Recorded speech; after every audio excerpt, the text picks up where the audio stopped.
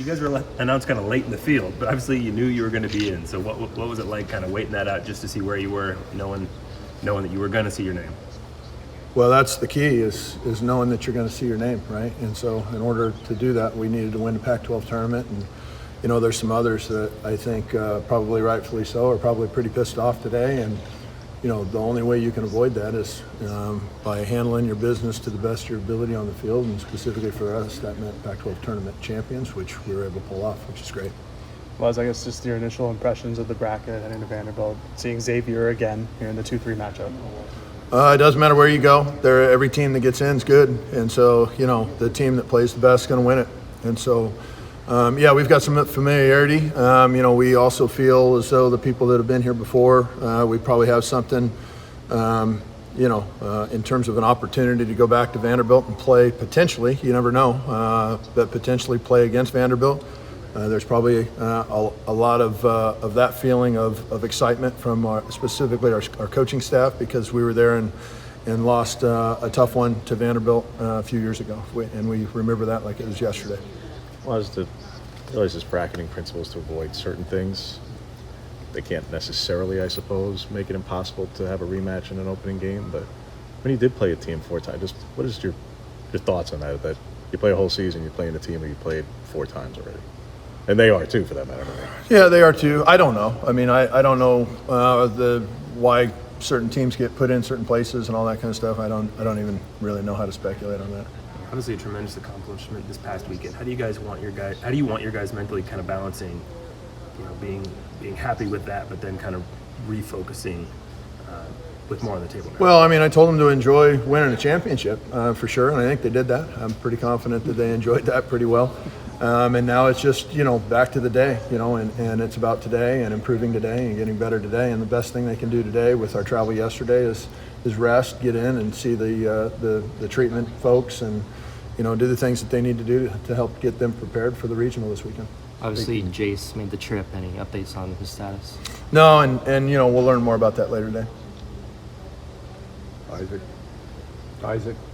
No, and we'll learn more about Isaac later today. I'm not sure about either one of them right now. What has your experience told you just kind of the biggest keys to getting through a regional? Playing well. Just as simple as it gets, playing well. The team that plays the best wins. It's been 24 hours, 36 hours since you guys have won the Pac-12 championship. Just what are the emotions now like for you? Kind of have time to reflect on it after the day of travel yesterday.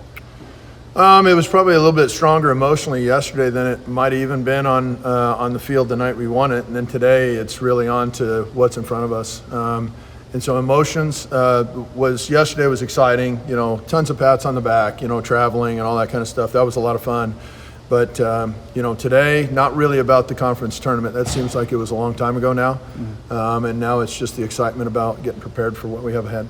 You were asked on the TV broadcast after the game about starting Turner. It just seemed really outside the box there. But how do you rationalize that considering what he'd done? And I'd just like to hear that again. Turner's, he's been really good for us, and I was asked why and all that kind of stuff, and I didn't want to get into some specifics of that, but we felt like it was the right thing to do. It ended up being a good decision, which not all our decisions are good decisions, we know that, but it turned out to be a great decision. I was really happy for the development that Coach Angier's invested into Turner, and that kid's a real winner. He comes from a lineage of, with his dad, Paul. He's not scared. He's not going to be scared. He's been brought up in a household that's tough, and they expect to win and they expect to compete. And so it's one reason why we wanted him here at Oregon to start with. And to have a guy like Paul as your dad, I got to imagine that kid just laying around the house and laying around a big league locker room probably absorbed a lot more than 99% of us.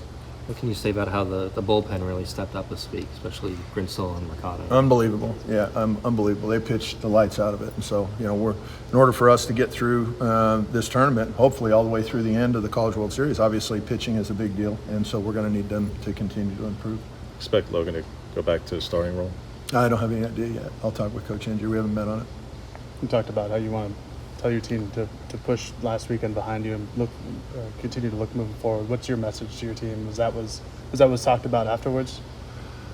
Well, I kind of just reminded them, reflected a little bit on the past because our message had been, don't listen to the fine people out there that tell you you're either in or you're out or whatever. Don't listen to anybody. Just do what you can control. And what we can control was playing like every single day our backs are against the wall, and that you needed to win. Every day was a must-win game, and we had a lot of people telling us after maybe the Utah series or maybe after the first or second win in the Pac-12 tournament that you're good, you're in, you're fine, and yet we see really good teams like Arizona State and USC left out.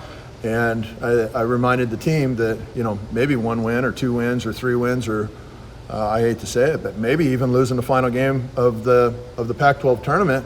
Well, what if all of a sudden we were left out? How would you feel about that? Because there's a lot of really good baseball players right now in our awesome conference that are not going to a regional and probably pissed. And that could easily have been us if we didn't handle our business right. And the way we did it is by having a back against the wall mentality and playing it that way. And I reminded the guys of that, to where they'd take that same mentality into the next round. How surprised were you that USC and ASU didn't get in, especially considering you played both of those guys this year? Well, like I told the team this whole time, I'm not going to be surprised if anybody gets the short end of the stick. People do every year, and I think not surprised is clearly the thing I'd say, and disappointed that they're not getting in. Yeah, because I'm an advocate of the Pac-12. I believe in this conference.